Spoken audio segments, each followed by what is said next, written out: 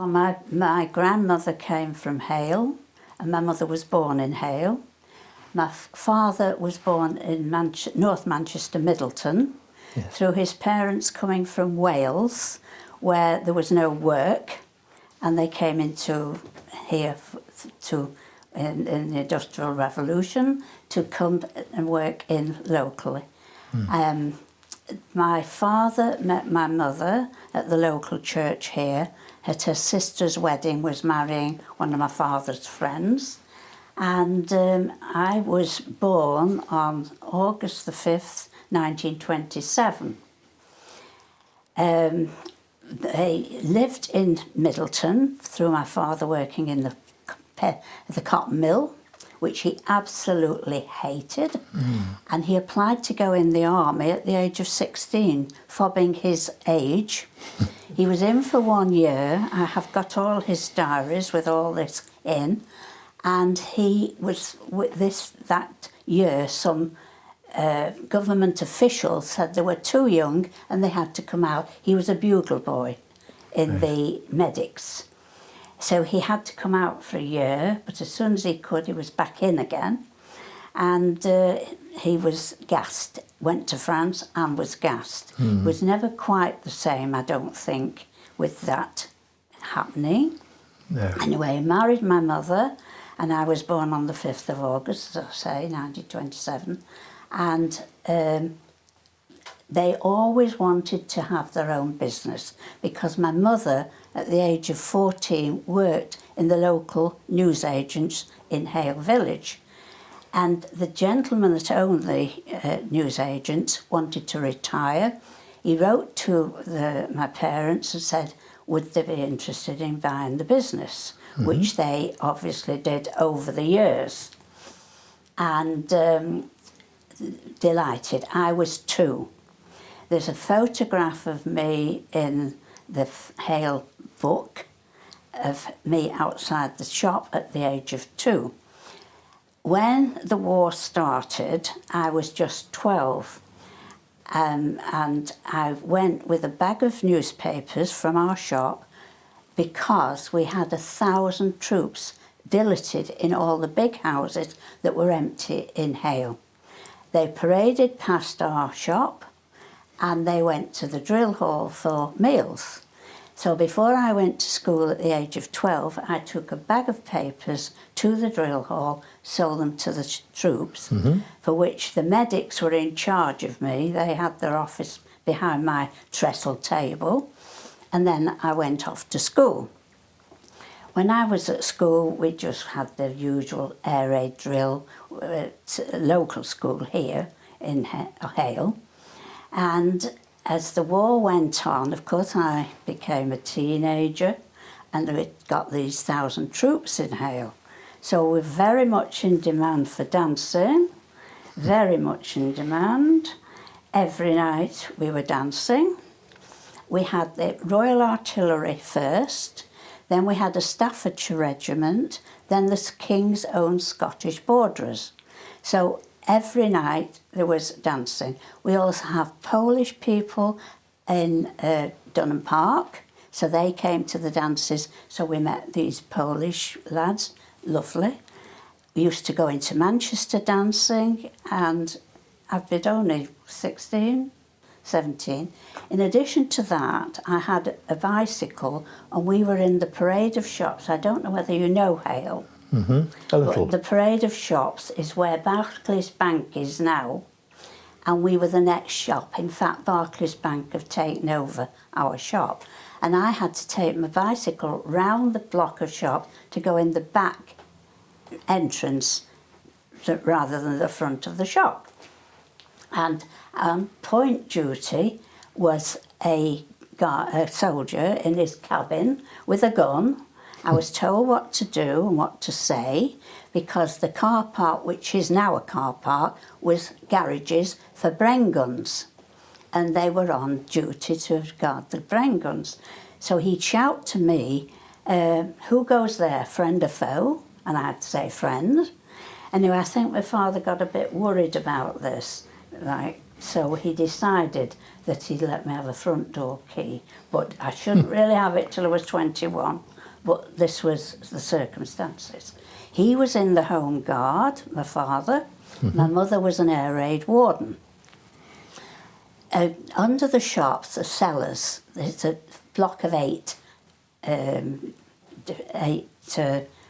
divisions, all shops, and so they opened the cellars up, and the entrance was at the side of... Do you know Hale at all? A little, yes. Well, you know the bowling green? Yes, I do. Well, they opened the little passage at the bowling green for the public to use as a public air raid shelter. So we had our own shelter under the shops.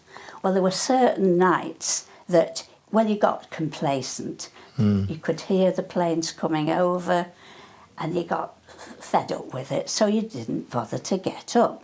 But you did realise that the German plane had a cutout, and you knew it was a German, so you thought, oh, I better get up, get the air raid suit on. Siren suit, we call them, all in one with a zip up, quick, down into the air raid shelter. Anyway, as the war went on, as of course I was growing up and dancing and what have you, and eventually we got Americans, the Yanks. We were all a bit afraid of the Yanks, you know, the reputations and stuff. So we were a bit wary. But anyway, they were very good. And of course, General Patton was at Knutsford.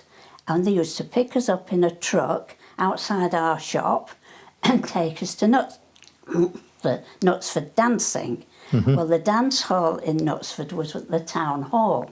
It is now a furniture shop, which I went in not very long ago, and I said to the salesman, I said, I used to come here dancing, there's a super floor underneath. He said, you know there is? And we used to, and the Yanks provided us with donuts. Never seen a donut before. Yes. That was really, really something. Anyway, also, in addition to that, I went to Manchester Airport to dance where the paratroops were stationed. That would have been called Ringway at that time, Ringway I guess. Airport, yeah. Yes, that's right, yes. And the paratroop regiment was there, and really good that. And I thought today, how did I get there? Because there were no lights in the road, they weren't allowed lights. So I went on my bike. Went to matter, just, I mean, I was very used to a bike because I was delivering papers all over Hale for the business. Anyway, that was that.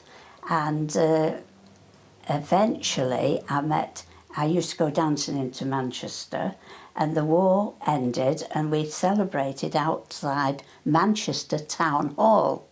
Great celebrations. The war is finished. And I'd been out with, well, I've got a pinned them onto that velvet piece there. Air Force, I went danced with Air Force lads and went out with Air Force, Army, Navy.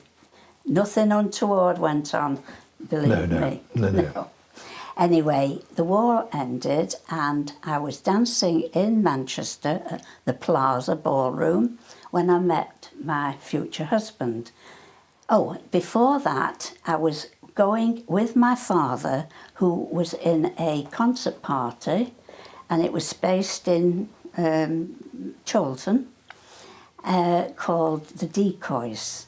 And there was a soprano, my father was the baritone, there was a comedian who actually ended up on the television, and I used to accompany my father to the Trafford General Hospital now, where there were soldiers in Hospital Blue, and that's the concert party entertained the troops. So I went around with my father on that.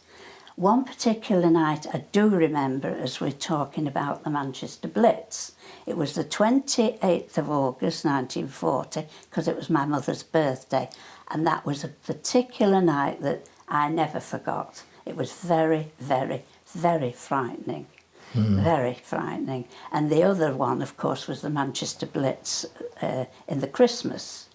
Well, Yes. we always met at my grandmother's house, and all the men folk went into Manchester, and they all came back in pieces at what they'd seen of the Manchester Blitz. And those were the 2 nights that still I remember as being very frightened. We did get bombs in Altrincham, but not to what some places did. No. We also only went to school half a day, because the evacuees took the other half of the day. That was in Hale? In Hale, Yes, yes. yes. I left school at 14, of course, and went Yes. to work in the shop. Anyway, back to after the war finishing, and I met my husband at the Plaza Ballroom, and I'd be 18, and we got married when I was 21 at the local church. We lived, I have 3 daughters, and we lived here first, and then we went to Bury, and then from Bury to St Anne's to Chester, Chester to the Lakes to Bristol. Anyway, we got to Bristol, and my husband was an insurance manager. We'd lived in the Lakes for 5-6 years. He had a staff of about 30, came home at lunchtime, played golf, and he got promoted to Bristol, and he had a staff of 300. Now, whether this caused it, I presume it did. He had a heart attack one night and died at the age of 54. Very young. Yes, and I'd got these 3 daughters. One was married, one was about to get married, and the other was only 12. Anyway, I decided I'd come back to my roots, which have come back to live back in Hale. And I lived there for 20-something years when I met my second husband, 2 years to the day after my husband had died. And I had 21 years with him, so that was great. Now, he was in the army as well, the artillery, as was my first husband. Yes. But my second husband was in charge of Indian troops, and he was a captain, and he dealt with horses, funnily enough, and he nursed his wife for 15 years with multiple sclerosis. So we went on cruises, and it was a new beginning for him. He had one daughter. She was interested in horses through her father, and she got killed by a drunk driver at the age of 40. Yeah. Anyway, back to my children. As I say, I've got 3 daughters, I've got 8 grandchildren, and I've got 10 great-grandchildren. And you reckon it adds up in total to about 31, I think you said to me. If I had their partners and their husbands, yes. And all the, and so we're a very big family, and we all get on fine, so that's the main thing. Excellent, yes. Going back to the war itself, and I mean, fairly obvious questions, I know, but I mean, things like rationing, how did they affect you? Or didn't they? I think being so young, you don't really realise the implications of all things. You're not in charge. It's your parents who are responsible for you. And therefore, I don't think I was terribly worried about that. As I say, we weren't really short of food because my mother entertained every single night with the troops we got friendly with. Yes. She'd do hot pot every night for them. Yes. And they'd bring things in return, presumably. They did, you see. Yes. And I don't think it affected us quite as much as it would. And then, of course, we were in a newsagent, and we had rationing with sweets. Yes. And the sweets sweet shop. When the army came at first, we knew they were coming, and an advance party came, and they'd not got themselves sorted out with the NAFI. Yes. And I can see it to this day that they used our shop as the NAFI at the very beginning I'm talking about. and our hall was from floor to ceiling in Cadbury's boxes. I can see it now. And these people must have arranged with my father to do that because they'd not established a NAFI. Eventually it was established that we had the NAFI, and they had the NAFI. And, yeah. But we just did have a very good time in the war as youngsters. Sounds a bit like a riot, actually, with all the dancing going on. That's and so right. on. Yeah, and then we did the jitterbug and the when the Yanks came, it was a totally different setup.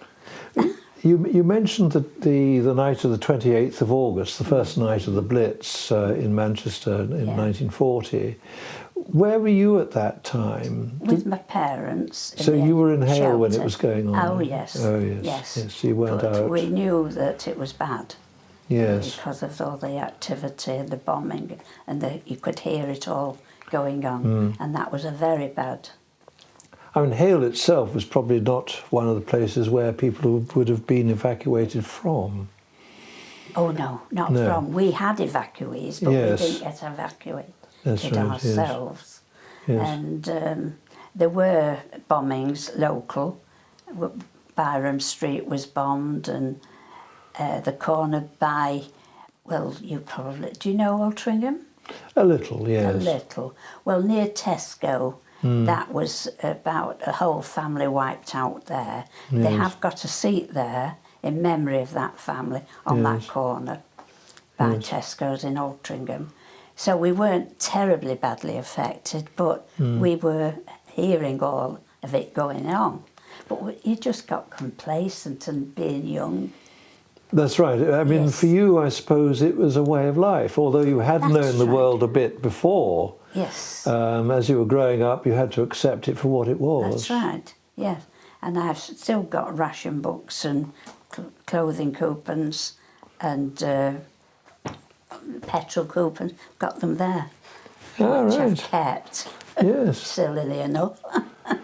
You know, that is... because there are not that many ration books still around, if you like, from going... Because when they were used, I suppose they were thrown away. They were thrown away. Going back, though, when I got married, there was still... It was 1948. There was still shortages in everything. Yes. And I remember queuing up for carpet.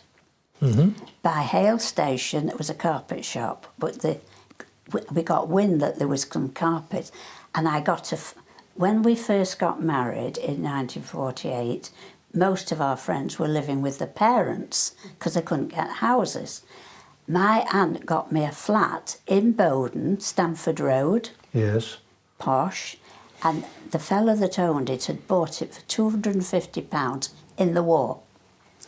He was letting the top attic out for 25 shillings a week, for which he'd been sent to the rent tribunal, and they'd reduced it to 18 shillings a week. We could have it if we paid the 25. The rent book said 25, but it's 18, but we paid 25. Well, we lived there for 2 years anyway, and then my father got me a rented house by the football ground in Hale. That house had just been up for sale, so I went and got the brochure on it. Bear in mind, he paid 250 in the war, 1,000 plus, 1 million plus. Yes. Yeah, now. Frightening. But we were happy because it was just 2 rooms, and he'd made the, where the tank is, he'd put a sink in for us to wash up. We just had a living room where we cooked and a bedroom. But we were just happy that we'd got somewhere where all our friends were living with the parents at that time. Yes. Yeah. Are there any other things, aspects of your life which might relate to legacy from the war, things that might have affected you or people in the around war? you? Yes. Well, after the war, yes. After the war. Well, I think those are the 2 main things. Losing 2 husbands. Yes, yes. I got married for the 2nd time. I was called Kirk when I was first married. Yes. and that is church, of course, in Scotland. Yes, indeed. Yes. I then married my second husband, which I met in Stretford at a dance with friends. And a chap said to me, I believe you've got married again. I said, yeah, that's right. He said, you've married a vicar or a minister. I've married a bishop, I said. Yes, yes, indeed. Yes, so he was lovely, yeah. I'm going to ask you the question about if you were giving advice to youngsters today, what would you say to help them along? When we were young, we heard all these complaints that your parents and your grandparents, oh, when we were young, it adjusts to that generation. Yes. And things will adjust to that generation, in my opinion. Yes. That it will, they're grumbling about this, that and the other, but we did, but it will level itself out. Today's a different world than what we've known. And you can never go back, can you? And you can't go back, no. No. It's so, so different. Yes, yes. I mean, there's far more, well, I mean, my father was very, very, very, very strict. But the dads are not today. No. My son-in-law treats his lads like best pal, you know. And even when they were little, I didn't agree with that. You can't say a lot, can you? Oh, no. Not at all. No. Keep your mouth shut. Yes, oh yes, you can't interfere. But as Dorothy said, very proud of my family. My daughter's an interpreter for sign language. She's Oh, yes. signer for sign language. And she's a social worker, very, very busy. But she set up her own business now because she could see an opening for people wanting help with signing. And she's got an agency going, and she's doing very well. And one of the, not a legacy, but one of the things that I think that there's going to be increased deafness amongst people because of all the noisy, I mean, you went through the noise of dance bands and so on in your youth, but I mean, things are much noisier today, so I think there's a legacy there. There'll be a lot of people needing assistance with their deafness in years to come. Yes, yeah, could be, but whether they do sign language, I don't know, but she's very, very, very, very involved in it, and she's well known in the area. Yeah. And then my other children are good as well, so I can't grumble at all. And my grandchildren. Well, with 31 descendants, essentially, including those that are when we married have a in. get together, there's too many now. We can't. Yeah. You probably have to hire the MEN or somewhere for it. I used to take them away once a year as a family, but I couldn't do it now. It's too much. Just too much. Perhaps we should end it there. Yes, thank you. Joyce, thank you very much indeed for being prepared to be interviewed by WarGen.